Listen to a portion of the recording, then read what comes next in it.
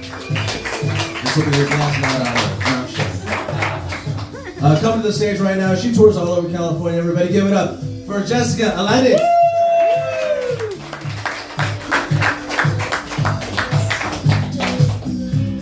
Ooh, I love that song. That was a good walk-up song. Anybody here born and raised in California? Yeah. Yeah, that was a good one. Well, the strong, where about? Santa Barbara area. Oh, so you're fancy. Okay, cool. I've never been to Santa Barbara. But I hear the college is like a real party place, no? I went there. You look like I dropped out of there. That sounds about right. Santa Barbara, you should do their advertising. That sounds great. I'm not from California. I'm originally from South Texas. Yeah, okay. And if you don't know anything about South Texas, we are the largest producer of Mexicans. That is what we have. Fresh off the border wall. That is, we're organic. It is. It's a very heavy Mexican population down there. Like, so much so, I grew up thinking that everybody was Mexican. Like, I just thought it was a blanket thing, you know? Like, someone told me they were Spanish once, and I was like, no, that's the language. What are you talking about? It's so dumb.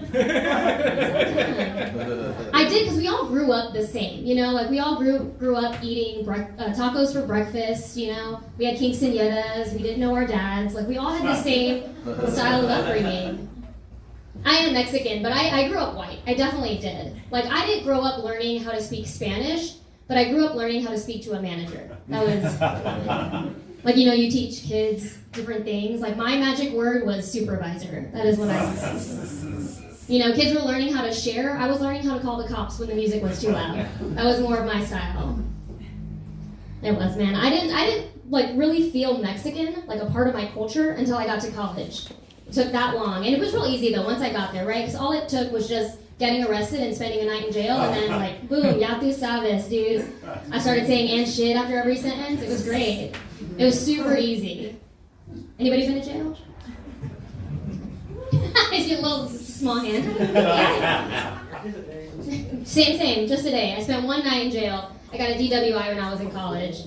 And dude, that shit was expensive. I do not recommend college at all. Like, still paying for that mistake. My God. Jail, on the other hand, honestly was not that bad. Like, yeah, they took away your, like, rights and your freedom and your privacy, but, like, that's just being a woman in Texas. So, like, for me, it felt normal. I was like, this is home. This is great. I did, man. I love the Mexican culture. I do. It's one of the few cultures where, like, your drunk aunts and uncles are a party and not a problem. And I think that's fun.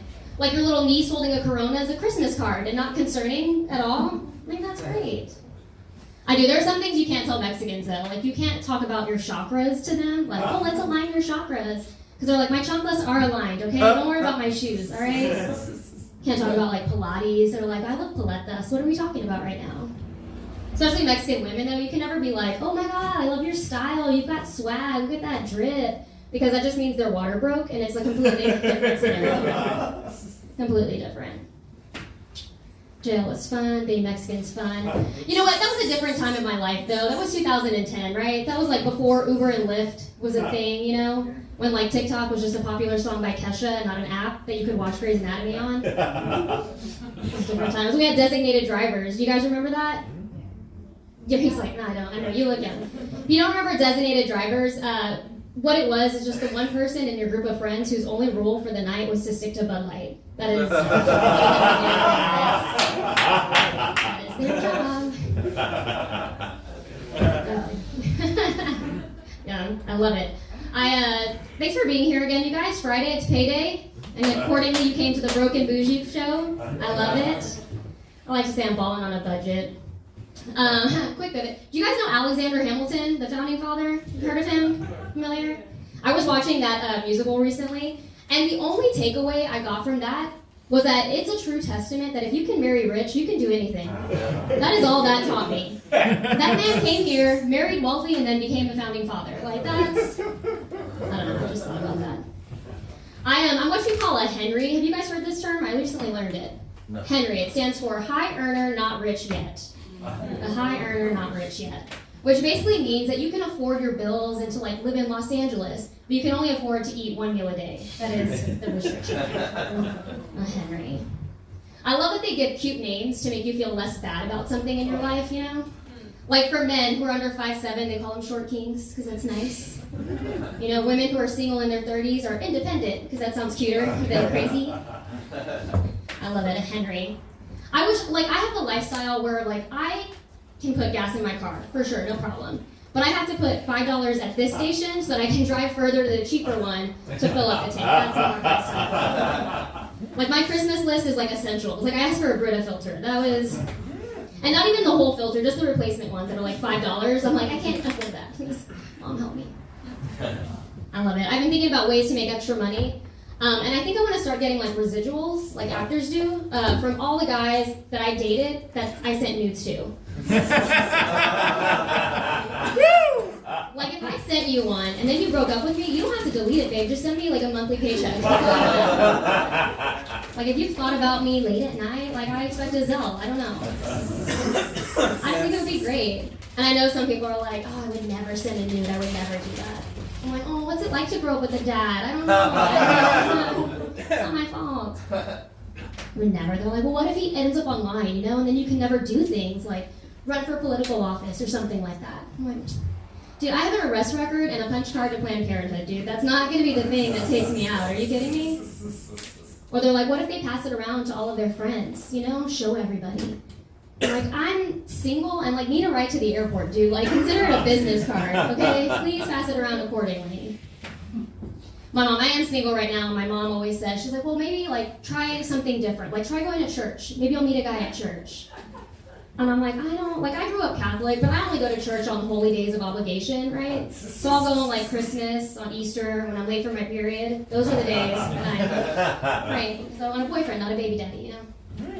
Those are my days. It's the type of guys I date is what my friends tell me. They're like, well, that and I have an Android phone. They also say that's probably a reason, but besides the point. They're like, the guys you date are the ones who like join the military to help pay for college, but by college they mean child support. Like that's the guys I'm dating, you know? I dated a guy in college who had 2 kids, and that's 2 kids too many for an 18-year-old to be hanging out with. I'll tell you that much. Like the guys I date are the ones who have like drive the old Honda Civics where the hood of the car is a different color than the rest of the cars. Like that's my babe, that's my guy. You know, they don't have Teslas, but they have BMWs, big Mexican weenies. That is what they offer me. I don't know, there's just something about a guy in a suit, like with his hair all done, that I'm like, ew, that's try-hardy. No. But a guy like with a gold chain, a baseball hat, getting off the bus, oh my God, babe, that's hot. I'm like, ooh, economical. He probably recycles too. Oh my God. I don't know. We'll see. I gotta go, you guys. My name's Just Golly.